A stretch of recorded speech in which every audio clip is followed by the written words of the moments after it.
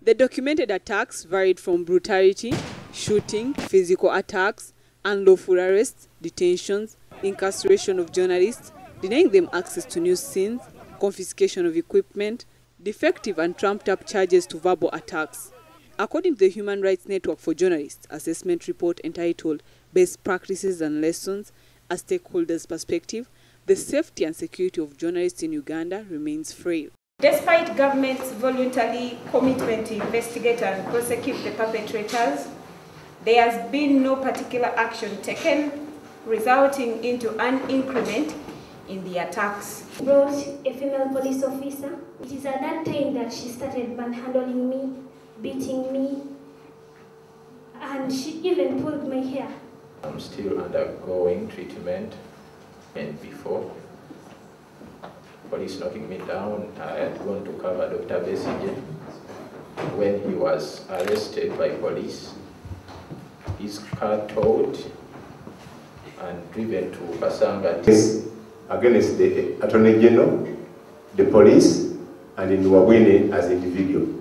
For several times, our colleagues have been beaten, but we could not identify the people. But at least we identified Nwabwine this time. Uganda's human rights abuse was reviewed last year in October by the Human Rights Council in Geneva.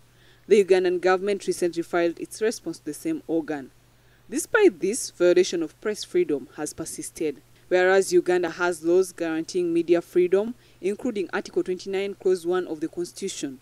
The same laws have clauses aimed at taking away the very rights. Taking away the very rights that they are meant to promote through clawback clauses or clauses that give them excessive powers that have resulted into abuse of media freedoms. The country representative for United Nations Office of the High Commission on Human Rights in Uganda, Bridget Gastenberg, says Uganda has a lacuna in its provision of human rights and freedoms due to the poor interpretation of the Human Rights Declaration.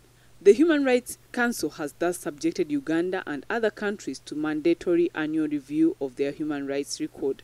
The Human Rights Committee has very thoroughly interpreted what are the restriction of public freedoms to not make it possible for the states to delimit or restrict freedoms beyond the meaning of what the covenant is saying. Many victims continue fearing to file complaints with the same agencies responsible for the crimes, hence giving Uganda a good image on the international scene. Dear Jean, NBS Television.